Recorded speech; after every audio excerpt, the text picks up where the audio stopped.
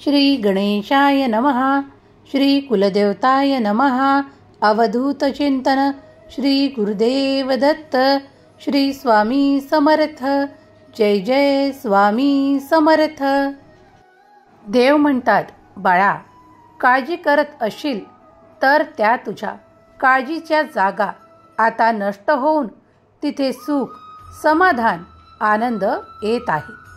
जर तुला भीती वाटत आहे तर त्या ठिकाणी मी तुला तो आशीर्वाद देत आहे ज्याने तुझे सामर्थ्य वाढणार आहे. तुझी भीती दूर पळून जाईल आणि तुला ते धैर्य, ते खूप काही निश्चिंतता प्राप्त होईल. बाळा, माझ्यावर संपूर्ण विश्वास ठेव. तुझ्या सर्व समस्या मी हाताळू शकतो.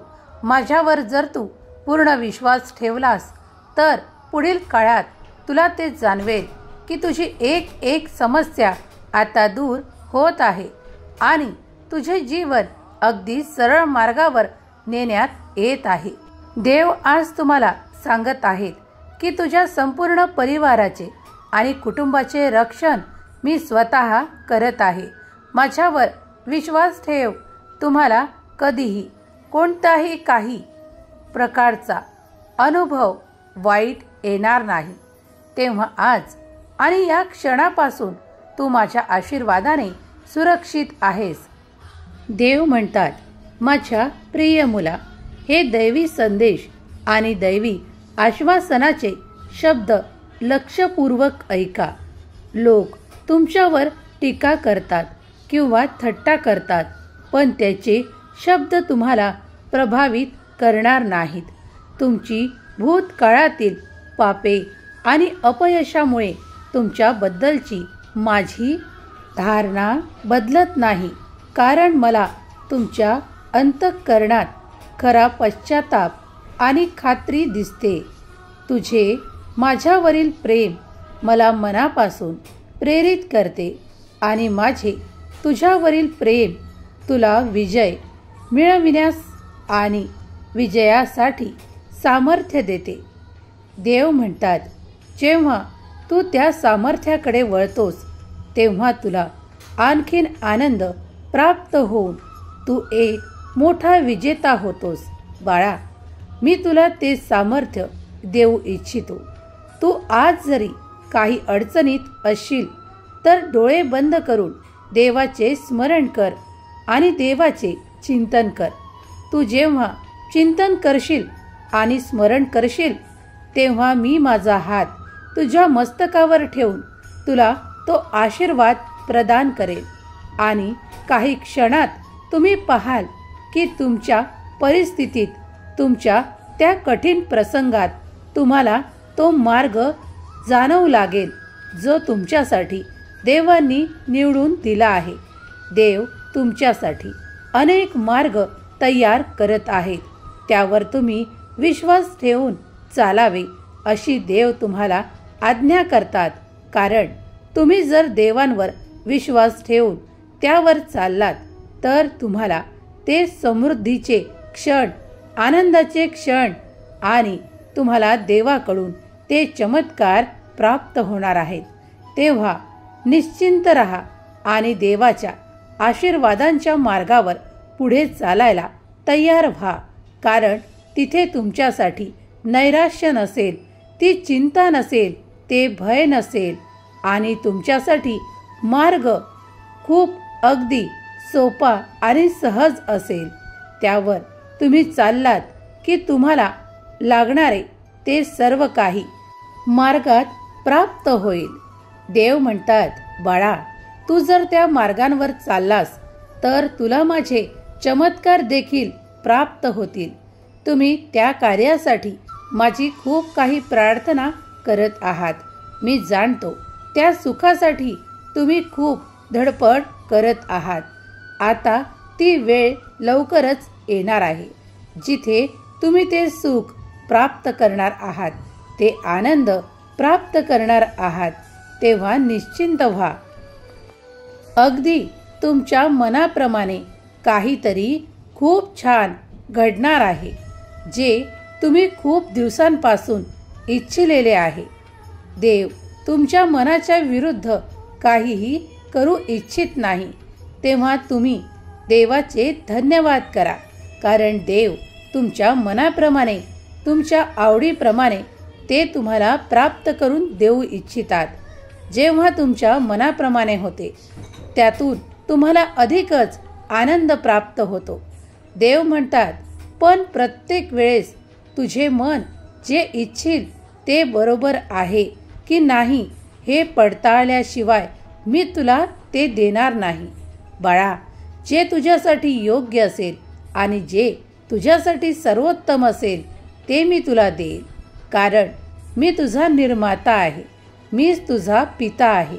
मी तुझ्यासाठी योग्य अयोग्य जाणतो. तेव्हा तू आज निश्चिंत हो आणि पुढचे कर्म करणं सुरू कर. कारण जेव्हा माझा आशीर्वाद तुला प्राप्त होतो तेव्हा ते चमत्कार घडायला लागतात. तुमच्यासाठी जे तुम्हाला आज अशक्य वाटते ते देवांसाठी कुठल्याही क्षणी शक्य करण्यासाठी काही क्षणसुद्धा देवाला पुरेसे आहेत. म्हणून विश्वास ठेवा की तुम्ही जे काही मागाल ते देवाच्या आज्ञेने घ्या. त्यामुळे तुमच्या येणाऱ्या जीवनात जे संभाव्य धोके आहेत ते टाळण्यात येतील. जे तुम्हाला दुःख त्रास होणार आहे ते टाळल्या जाईल. देव म्हणतात, बाळा, तू जर माझ्या इच्छेने ते सर्व काही घेण्यास तयार आहेस, कारण तुला ती नाती तुझ्या मनाने प्राप्त नाहीत, ती मीच तुझ्यासाठी निवडून दिलेली आहेत. तू त्यात आज आनंदी आहेस बाळा. तेव्हा देवांवर आणि देवांच्या पूर्ण सृष्टीचक्रावर विश्वास ठेवा. तुमच्यासाठी देव तेच देव इच्छितात जे तुमच्यासाठी शुभ आहे. ते तुमच्यासाठी सर्व काही घडणार आहे. तेव्हा आज या क्षणाला देवाचे नामस्मरण करून निश्चिंत राहा. कारण पुढील काही दिवसात तुम्ही ती प्रगती आणि ते खूप काही चमत्कार स्वतःकडे आकर्षित कराल. कारण तुम्ही त्या दिशेने प्रयत्न करत आहात. देव म्हणतात, जो कोणी जे प्राप्त करण्यासाठी प्रयत्न करत आहे त्याला माझा आशीर्वाद आणि खूप काही फळे दुपटीने प्राप्त होतील. देव म्हणतात, मला तुमच्या समोर येणाऱ्या कठीण आव्हानांची जाणीव आहे. मी तुझे गुप्त रडणे, तुझे थकलेले भाव, तुझी जगण्याची कमी होत चाललेली इच्छा ऐकली आहे. पण आता तू लक्षपूर्वक ऐक. तुमच्या जीवनात परिवर्तनवादी निर्णय घेण्याची वेळ आली आहे. बाळा, तुम्ही हा मोठा निर्णय कराल आणि तो घेण्यासाठी मी ते सामर्थ्य आणि ते सर्व काही तुम्हाला प्रदान करेल, ज्यामुळे तो मोठा निर्णय तुम्ही घेऊ शकाल. जेव्हा तुम्ही हा निर्णय घ्याल तेव्हा तुमच्या जीवनात ते परिवर्तन घडून येईल. मला शोधण्याचा संकल्प करा. माझ्यावर अढळ विश्वास ठेवण्यासाठी आणि तुमच्या निवडीवर ठाम राहण्यासाठी माझे अनुसरण आणि पालन करण्यास वचनबद्ध. हा मार्ग व्यर्थ नाही. त्यातून शांतता निर्माण होते. तुमच्या विश्वासाचे फळ संयम आणि शांतता. माझे वचन घट्ट धरून आणि माझ्या आज्ञांचे पालन केल्याने कोणीही तुम्हाला लाजवू शकत नाही. तुमचे शत्रू विखुरलेले आणि मागे पडताना तुम्ही पाहाल. यापुढे तुमची निंदा करू शकणार नाहीत किंवा खोटे बोलू शकणार नाहीत.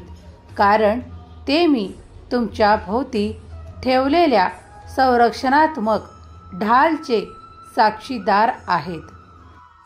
कारण माझ्या शब्दात तुम्हाला तुमची धैर्य, तुमच्या आत्म्यासाठी आणि शरीरासाठी बरे करणारा मलम मिळेल. तुमचा तणाव, अस्वस्थता आणि भीती या सर्वांबद्दल घोषणा करा की माझी शक्ती सर्वसमावेशक आहे. माझ्यावरील प्रेम सर्वोच्च आहे. डोळे बंद करा आणि माझ्या उपस्थितीचा शाश्वत सुगंध अनुभवा. माझा प्रकाश या क्षणी तुझ्याबरोबर आहे. तुला प्रेम आणि आराम प्राप्त होईल. या दैवी प्रेमाला आलिंगन द्या आणि या भावनेचे सौंदर्य तुमच्या अस्तित्वात झिरपू द्या. देव म्हणतात, जेव्हा तू माझ्याकडे प्रेमाने पाहतोस आणि श्रद्धेने माझे नामस्मरण करतोस, तेव्हा मीही 2 पावले तुझ्या पुढे येतो आणि तुला ते शाश्वत प्रेम देतो. हे संघर्ष तुमच्या आत्म्याला काड्यांसारखे टोचतात, तरीही लक्षात ठेवा की मी तुला खोलवर ओळखतो. तुझ्या दुर्दशेचा प्रत्येक पैलू समजून घेतो. मी तुझ्या जन्माआधीपासून तुझ्या सोबत आहे.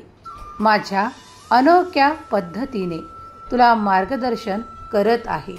तुम्ही भरकटलेल्या काळातही मी तुमच्या सोबत आहे. तुम्हाला मार्ग दाखवत आहे. त्या मार्गावर तुम्ही फक्त चालायचे आणि ते यश, आनंद, सुख तुम्हाला प्राप्त होतील. विचार करणे थांबवा.